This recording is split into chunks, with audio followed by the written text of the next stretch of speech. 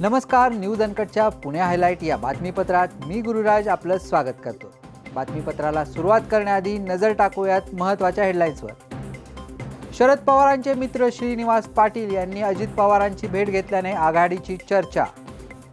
Pune grand cycle स्पर्धेसाठीच्या रस्त्यांचं काम निकृष्ट होत असल्याची स्थानिकांची तक्रार। मेट्रो कामासाठी सिंहगड उड्डाणपूल 66 ठिकाणी फोडणार आणि फोक्सवॅगन चाकणमधील प्लांटमधून 2300 कर्मचाऱ्यांना देणार VRS। आता पाहूयात बातम्या विस्ताराने। शरद पवारांचे मित्र आणि राष्ट्रवादी शरद पवार पक्षाचे माजी खासदार श्रीनिवास पाटील यांनी आज अजित पवारांची भेट घेतल्याने चर्चांना उधाण आलंय। या भेटीत पुण्यातील युती संदर्भात चर्चा झाल्याचे अंदाज लावले जात आहेत।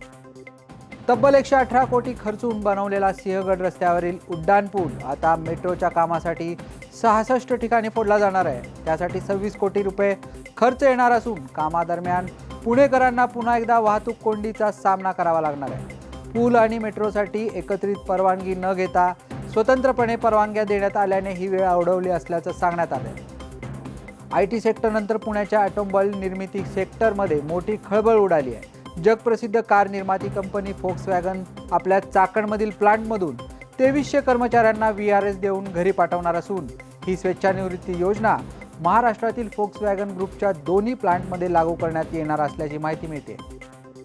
महापालिका निवडणुका जाहीर झाल्यानंतर आता राजकीय घडामोडींना वेग आलाय। युती न झाल्याने पुणे आणि पिंपरी चिंचवडमधील भाजपच्या काही नगरसेवकांनी राष्ट्रवादी काँग्रेस अजित पवार गटात प्रवेश केलाय। मिळालेल्या माहितीनुसार भाजपच्या नगरसेविका अश्विनी जाधव, शिवसेनेच्या शहर प्रमुख रुपाली आल्लाट, शिवसेना उपशहर प्रमुख नेताजी काशीद यांनी भाजप पक्षाला सोडचिठ्ठी देत राष्ट्रवादीत प्रवेश केला। बातमीपत्रात घेऊया छोटीशी विश्रांती। पाहत रहा न्यूज अनकट। ऐतिहासिक वारसा लाभलेला मराठ मुलूक महाराष्ट्र। या महाराष्ट्राला विविध रंगी छटा आहेत। साहित्य, कला, पर्यटन, नृत्य, भाषा, संत परंपरा अशा विविधतेने तो नटलेला आहे।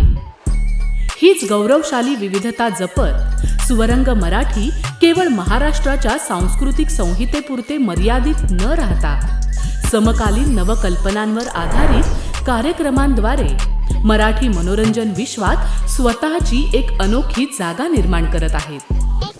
मराठी मनोरंजन क्षेत्रातील उत्तम दिग्दर्शक, लेखक आणि निर्मात्यांच्या प्रतिभेचा पुरेपूर वापर करून मनोरंजनाचा आगळा वेगळा रंग उधळण्यास आम्ही सज्ज आहोत। स्वरंग मराठीचे उद्दिष्ट मराठी मनोरंजन क्षेत्रामध्ये मनोरंजनाची वहिवाट सोडून रूढीवादी पद्धती तोडून मनोरंजनाचा समृद्ध अनुभव प्रदान करून देण्याचा आहे।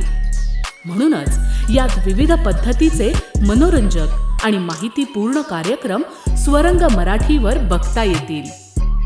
शेवटी एकच, धकाधकीच्या जीवनात धांगडधिंगा करण्यापेक्षा बसूया, हसूया, गाऊया, जगूया। नाती गोती श्रावण मोती गावामधले जीवंत रंग। नाती गोती श्रावण मोती गावामधले जीवंत रंग। चला जोडूया, चला पाहूया, जशी संस्कृती तसा स्वरंग। विश्रांतीनंतर बातमीपत्रात पाहूयात उर्वरित महत्त्वाच्या घडामोडी। पुणे ग्रँड जागतिक सायकलिंग स्पर्धेसाठी नसरापूर वेल्हा राजगड या मार्गावर होणाऱ्या रस्ता दुरुस्तीच्या कामात मोठा भ्रष्टाचार होत असल्याचा आरोप स्थानिकांनी केलाय।